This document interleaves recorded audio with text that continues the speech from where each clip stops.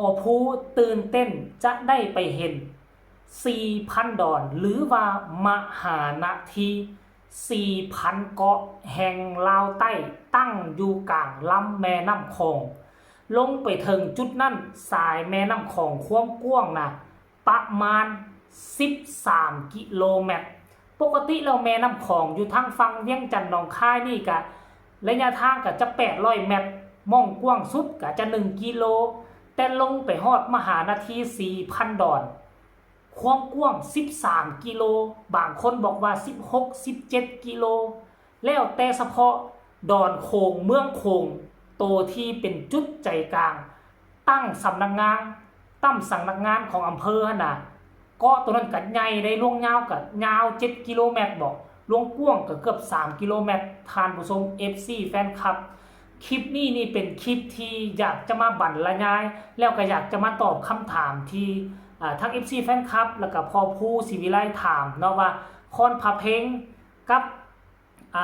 ลีพีนี่มันอันเดียวกันบ่คือคนละอันเนาะเดี๋ยวค่อยจะขึ้นภาพบรรยากาศให้เบิ่งก็ได้คอนพาเพงนี่มันอยู่ติดกับถนนใหญ่ออกจากปากเซจะทะลุเข้าไปหาชายแดน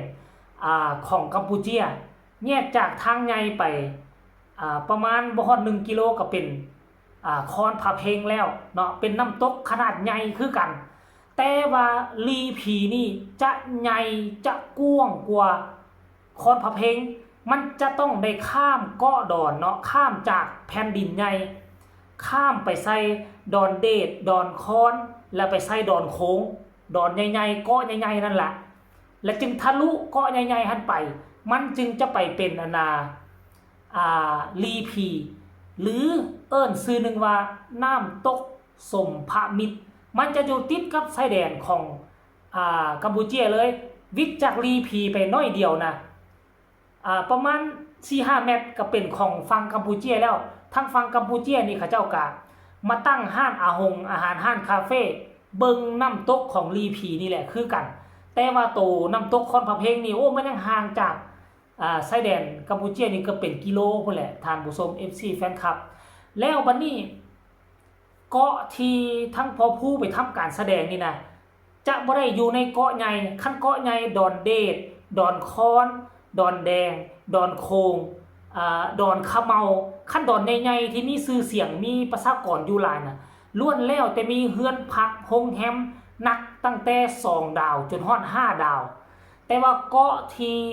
พอผู้ไปทำการแสดงนี่เป็นเกาะชื่อว่าเกาะอย่างเนาะดอนเบงก็คือเกาะเบงเนาะเกาะเบงนั่นเองภาษาไทยเอิ้นว่าเกาะเบงซึ่งเป็นเกาะนี่ค่อยก็หากันได้ยินซื้อเกาะตัวนี้ครั้งแรกคือกันน่าจะเป็นเกาะขนาดน้อยคนอยู่ครอบครัวอยู่ในหั่นก็น่าจะบ่มีหลายบ้านอาจจะมีบ้านเดียวก็เป็นไปได้ท่านผู้ชมเนาะแต่ว่าได้ยินว่าเกาะดอนตัวนั้นบ่มีบ้านพักบ่มีโรงแรมดังนั้นก็เลยจะต้องมีความจำเป็นขอนอนนำประชาชนแถวนั้น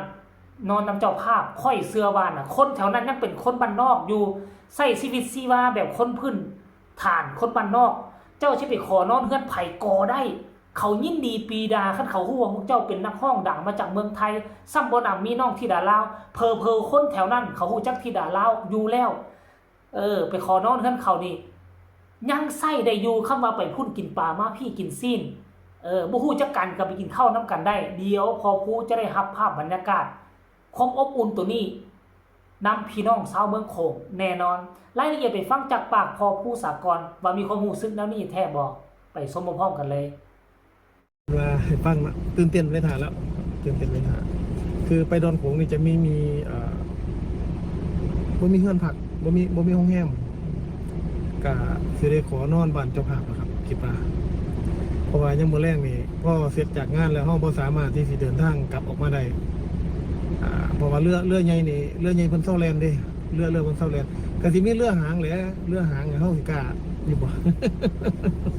มันสิกล้าบ่เนาะก็ต้องลองเบิ่งนะครับเพื่อเป็นประสบการณ์ชีวิตลองเบิ่งเพิ่นบอกว่าไอ้ดอนโค้งนี่งามแฮงก็สิได้ไปเห็นครั้งแรกนะครับไปเห็นแล้วก็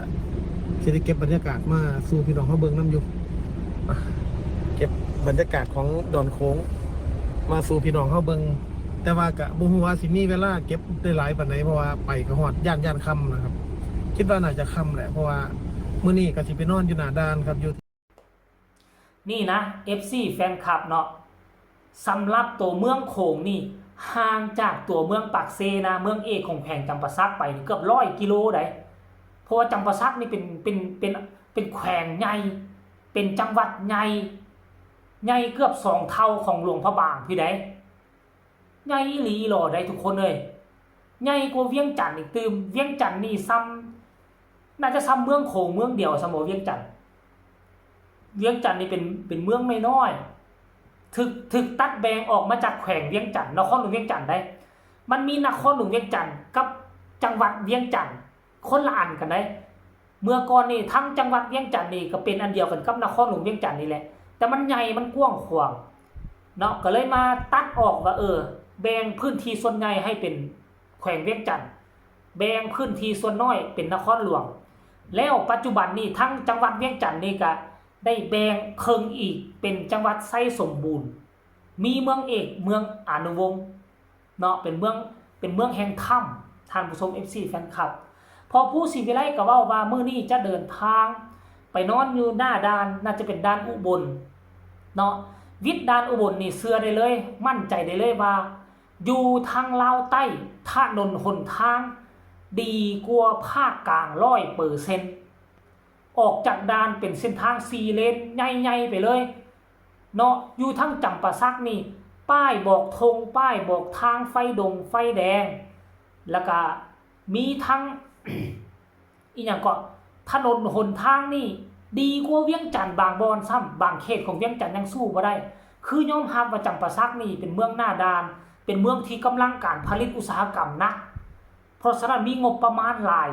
โดยเฉพาะคือแหล่งท่องเที่ยวลักๆดังๆอยู่ทั้งแขวงจำปาสักมีบ่หลาย